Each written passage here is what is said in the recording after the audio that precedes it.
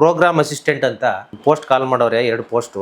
ಅದರಲ್ಲಿ ಒಂದು SC category A ಮತ್ತೆ ಇನ್ನೊಂದು GM PWD ಅಂತ ಕಾಲ್ ಮಾಡೋರೆ. ಬಲಗೈ ಸಮುದಾಯದ ಲಕ್ಷಾಂತರ ಜನದ ಹೋರಾಟನ ಕಡಾಖಂಡಿತವಾಗಿ ನಿರ್ಲಕ್ಷ್ಯ ಮಾಡಿ ಈ ಆದೇಶಗಳನ್ನ ಓಡಿಸ್ತಾ ಇದ್ದಾರೆ ಅಂತಂದ್ರೆ ಮುಖ್ಯಮಂತ್ರಿಗಳಾಗ್ಲಿ ಅಥವಾ ಬೇರೆಯವ್ರ ಸಹೋದ್ಯೋಗಿ ಮಂತ್ರಿಗಳಾಗ್ಲಿ ಹೊಟ್ಟೆಗೆ ಏನು ತಿಂತಾರೆ ಅಂದರೆ ನಮ್ಗೆ ಅರ್ಥ ಆಯ್ತಾ ಇಲ್ಲ.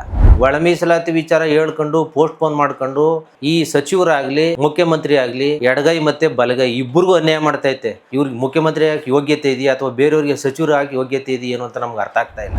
ಸಚಿವರು ಹೇಳ್ತಾರೆ, ಮುಖ್ಯಮಂತ್ರಿಗಳು ಹೇಳ್ತಾರೆ 9ನೇ ತಾರೀಕು ಏಪ್ರಿಲ್ಗೆ ನಾವು ಕ್ಯಾಬಿನೆಟ್ ಮೀಟಿಂಗ್ ಕರೆದಿದ್ವಿ ಅಂತ ಹೇಳ್ತಾರೆ. ಆದೇಶಗಳು ಹೊರಬೀಳ್ತಾ ಇದೆ. ಮುಖ್ಯಮಂತ್ರಿ ಎಡವಟ್ಟು ತರ ಮಾತಾಡ್ತಾವ್ರೋ ಅಥವಾ ಅಧಿಕಾರಿಗಳು ಎಡವಟ್ಟು ತರ ಆದೇಶಗಳು ತಗೊಂಡು ಈ ತರ ಜಾರಿ ಮಾಡ್ತಾವ್ರೋ ಅರ್ಥವೇ ಆಯ್ತಾ ಇಲ್ಲ. ರಾಜಕಾರಣಿಗಳಿಗೂ ಅಧಿಕಾರಿಗಳಿಗೂ ಸಂಬಂಧನೇ ಇಲ್ಲ ಅನ್ನೋ ತರ ಇಬ್ರು ದ್ವಂದ್ವ ನೀತಿ ಅನುಸರಿಸ್ತಾ ಇದ್ದಾರೆ ಅಂತ ನಮ್ಗೆ ಅನಿಸ್ತಾ ಇದೆ. ಖಂಡಿತವಾಗ್ಲೂ ಒಳ ಮೀಸಲಾತಿ ಜಾರಿ ಇದೆ ಅಂತ ಅನ್ನಿಸ್ತಾ ಇದೆ ಸರ್. ಮತ್ ನಾವು ಹೋರಾಟ ಮಾಡಿ ಏನ್ ಮೆಸೇಜ್ ಕೊಟ್ವು, ಸಮಾವೇಶ ಮಾಡಿ ಅನ್ನೋದೇ ನಮ್ಗೆ ಅರ್ಥ ಆಗ್ತಾ ಇಲ್ಲ. ಈಗ ಸರ್ಕಾರ ನಮ್ಮನ್ನ ಹೆಂಗ್ ಕನ್ಸಿಡರ್ ಮಾಡೈತೆ, ಒಳ ಮೀಸಲಾತಿ ವಿಚಾರದಲ್ಲಿ ರೋಷ ಬಿಂದು ಮತ್ತೆ ಒಂದು ಹುದ್ದೆ ಇದ್ದಾಗ ಯಾವ ತರ ನಿಯಮಗಳನ್ನ ಮಾಡಿ ನೀವು ಸರಿಪಡಿಸ್ಬೇಕು ಅಂತ ನಾವು ಹೋರಾಟ ಮಾಡಿದ್ವು. ಅದಕ್ಕೆಲ್ಲ ಕಳೆದ ತಿಂಗಳು ನಾವು ಬೆಂಗಳೂರು ಫ್ರೀಡಂ ಪಾರ್ಕ್ ಅಲ್ಲಿ 25ನೇ ತಾರೀಕು ದೊಡ್ಡದಾಗಿ ಲಕ್ಷಾಂತರ ಜನ ಸೇರ್ಕೊಂಡು ಒಂದು ಸಮಾವೇಶ ಮಾಡಿದ್ವು. ನಮ್ದು ಏನು ಗೊಂದಲಗಳಿದೆ ಅದನ್ನೆಲ್ಲ ಸರಿಪಡಿಸ್ಬಿಟ್ಟು ನಮಗೆ ಕೊಡಿ ಅಂತ. ಅದ್ರ ಮಧ್ಯ ನಾವು ಮಾಡಿರೋ ಸಮಾವೇಶ ಯಾವುದಕ್ಕೂ ಸಮ ಇಲ್ಲ ಅನ್ನೋ ತರ ಸರ್ಕಾರ ಕಡಾಖಂಡಿತವಾಗಿ ಬಲಗೈ ಸಮುದಾಯನ ಒಂಥರ ನಿರ್ಲಕ್ಷ್ಯ ಮಾಡೋ ಥರ ಇವತ್ತು ನೋಡಿ ನೋಟಿಫಿಕೇಶನ್ ನಿನ್ನೆ 2ನೇ ತಾರೀಕು ಏಪ್ರಿಲ್ 2ನೇ ತಾರೀಕು ರಾಷ್ಟ್ರೀಯ ಆರೋಗ್ಯ ಅಭಿಯಾನ ಇಲಾಖೆಯಲ್ಲಿ ನೋಟಿಫಿಕೇಶನ್ ಮಾಡೋರೆ. ಒಂದು ಪೋಸ್ಟ್ ಯಾವುದು ಅದು ಅಂತಂದರೆ ಪ್ರೋಗ್ರಾಮ್ ಅಸಿಸ್ಟೆಂಟ್ ಅಂತ ಪೋಸ್ಟ್ ಕಾಲ್ ಮಾಡೋರೆ, 2 ಪೋಸ್ಟು. ಅದರಲ್ಲಿ ಒಂದು SC ಕ್ಯಾಟಗರಿ ಎ ಮತ್ತು ಇನ್ನೊಂದು GM PWD ಅಂತ ಕಾಲ್ ಮಾಡೋರೆ.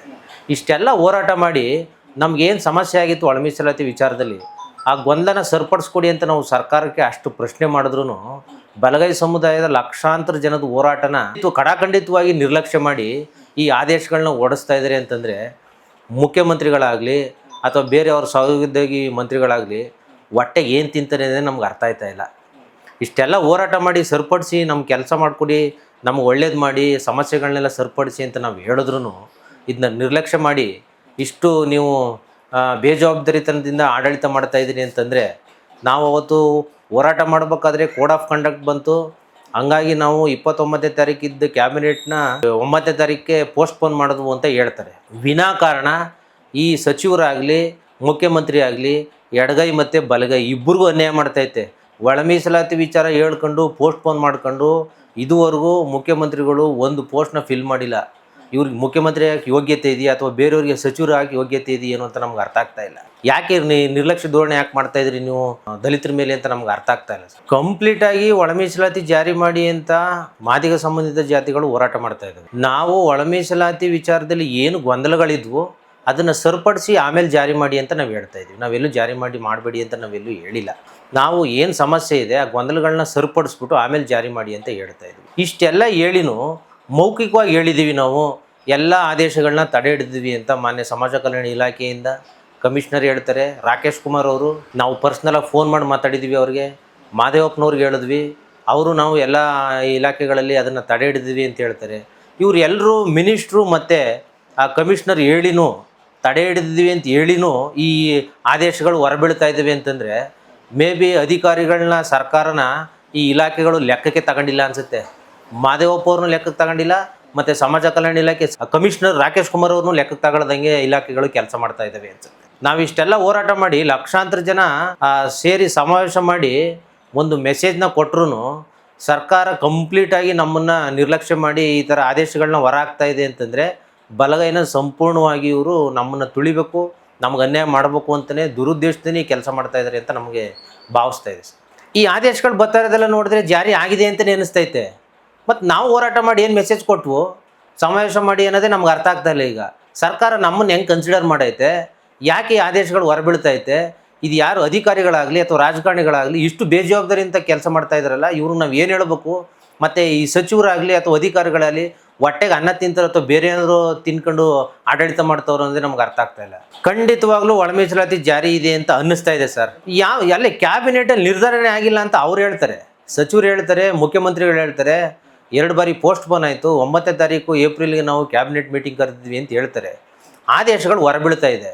ಮುಖ್ಯಮಂತ್ರಿ ಎಡವಟ್ಟು ಥರ ಮಾತಾಡ್ತವ್ರೋ ಅಥವಾ ಅಧಿಕಾರಿಗಳು ಎಡವಟ್ಟು ಥರ ಆದೇಶಗಳು ತಗೊಂಡು ಈ ಥರ ಜಾರಿ ಮಾಡ್ತವ್ರೋ ಅರ್ಥವೇ ಆಯ್ತಾ ಇಲ್ಲ. ಇಲ್ಲಿ ರಾಜಕಾರಣಿಗಳಿಗೂ ಅಧಿಕಾರಿಗಳಿಗೂ ಸಂಬಂಧನೇ ಇಲ್ಲ ಅನ್ನೋ ಥರ ಇಬ್ಬರೂ ದ್ವಂದ್ವ ನೀತಿ ಅನುಸರಿಸ್ತಾ ಇದ್ದಾರೆ ಅಂತ ನಮ್ಗೆ ಅನಿಸ್ತಾ ಇದೆ ಸರ್. ಇಲ್ಲಿ ನಾವು ಇದು ಕಂಟಿನ್ಯೂಸ್ ಆಗಿ ನೋಡ್ತಾ ಇದೆ, ಇದನ್ನು ನಾವು ಈ ಹೋರಾಟದಲ್ಲಿ ಭಾಗಿಯಾಗಿದ್ದರಿಂದ ಇದನ್ನ ಕಂಟಿನ್ಯೂಸ್ ಆಗಿ ನೋಡ್ತಾ ಇದ್ವು. ಮತ್ತು ಒಳ ಮೀಸಲಾತಿ ವಿಚಾರದಲ್ಲಿ ಹೋರಾಟ ಮಾಡಿದ್ವು. ನಮಗೇನು ರೋಷ ಬಿಂದು ಮತ್ತು ಒಂದು ಹುದ್ದೆ ಕಾಲ ಆದಾಗ ಸಮಸ್ಯೆ ಆಗಿತ್ತು ಅಂತ ನಾವು ಹೋರಾಟ ಮಾಡಿದ್ವು. ಆ ವಿಚಾರವಾಗಿ ಸರ್ಕಾರಕ್ಕೂ ನಾವು ಗಮನ ಸೆಳೆದು ಸರ್ಕಾರಕ್ಕೆ ಮನವಿನೂ ಕೊಟ್ಟು ಅವರು ಕ್ಯಾಬಿನೆಟಲ್ಲಿ ಡಿಸೈಡ್ ಮಾಡ್ತೀವಿ ಅಂತಲೂ ಹೇಳಿದ್ದಾರೆ. ನೋಡಿ, ಮೊನ್ನೆ ಬಿಫೋರ್ 25th ಅಧಿವೇಶನ ನಡಿಬೇಕಾದ್ರೆ ನಮ್ಮ ಬಲಗೈ ಸಮುದಾಯದ ಸಚಿವರುಗಳೆಲ್ಲರೂ, ಶಾಸಕರು ಮತ್ತು ಸಚಿವರುಗಳೆಲ್ಲರೂ ಮಾನ್ಯ ಮುಖ್ಯಮಂತ್ರಿಗಳನ್ನ ಭೇಟಿ ಮಾಡಿ ಒಳ ಮೀಸಲಾತಿ ವಿಚಾರನ ಪ್ರಸ್ತಾಪ ಮಾಡ್ತಾರೆ. ಆ ಮೀಟಿಂಗ್ನಲ್ಲಿ ಸಮಾಜ ಕಲ್ಯಾಣ ಇಲಾಖೆಯಿಂದ ಹೋಗಿದ್ದಂಥ ವರದಿ ಏನು DPR ಸೆಕ್ಷನ್ಗೆ ಹೋಗಿತ್ತು, ಈ ಇಲಾಖೆಯಿಂದ ಹೋಗಿರೋಂಥ ಪ್ರೊಸೀಡಿಂಗ್ಸು ಬೇರೆ, DPR ಇಂದ ಬಂದಿರೋಂಥ ಪ್ರೊಸೀಡಿಂಗ್ಸೇ ಬೇರೆ. ಸೊ ಇದು DPR ಯಾರ ಅಂಡರ್ ಬರ್ತದೆ? ಮಾನ್ಯ ಮುಖ್ಯಮಂತ್ರಿಗಳ ಅಂಡರ್ ಬರ್ತದೆ. ಅಲ್ಲಿದ್ದಂಥ ಶಾಸಕರು ಮತ್ತು ಸಚಿವರು, ಬಲಗೈ ಸಮುದಾಯದ ಸಚಿವರುಗಳು ಪ್ರಶ್ನೆ ಮಾಡಿದಾಗ ಅವರು ಗದರಿಸಿ ನಮ್ಮ ಸಚಿವರನ್ನ ನಿಮ್ಮ ಜವಾಬ್ದಾರಿದು ನೀವು ನೋಡ್ಕೋಬೇಕಿತ್ತು ಅಂತ ಹೇಳ್ತಾರೆ. ಅವ್ರು ನೋಡ್ಕೋಬೇಕಿತ್ತು ಸರಿ, DPRಲಿರೋಂಥ ಅಧಿಕಾರಿಗಳು ಯಾರ ಅಂಡರ್ ಬರ್ತಾರೆ?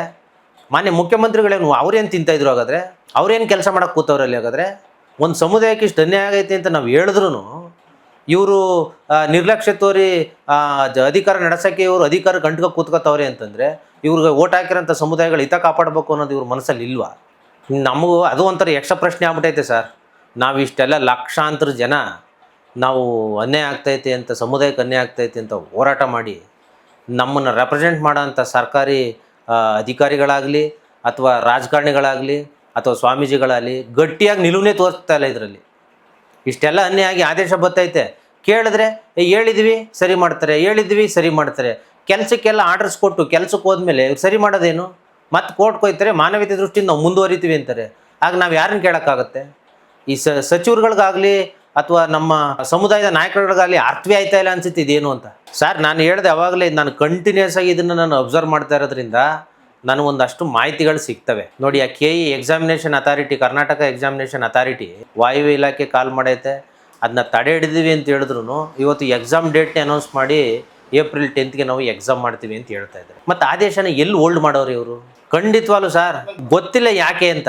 ಏನು ಆ ಸಚಿವರುಗಳು ಅವ್ರ ಮಕ್ಳಿಗೆ ಬೇಕಾಗಿಲ್ಲ ಅನ್ಸುತ್ತೆ ಇದು. ಮೇ ಬಿ ಇದು ನಮಗೆ ಬೇಕು, ನಾವು ಓದ್ಕೊಂಡಿದ್ವಿ, ಮತ್ತು ನಮ್ಮ ಮಕ್ಳಿಗೆ ಅನ್ಯಾಯ ಆಗ್ತೈತೆ, ನಮ್ಮ ಸಮುದಾಯದ ಮಕ್ಳಿಗೆ ಅನ್ಯಾಯ ಆಗ್ತೈತೆ, ಹಂಗಾಗಿ ನಾವು ಇದನ್ನ ಪ್ರಶ್ನೆ ಮಾಡಲೇಬೇಕು.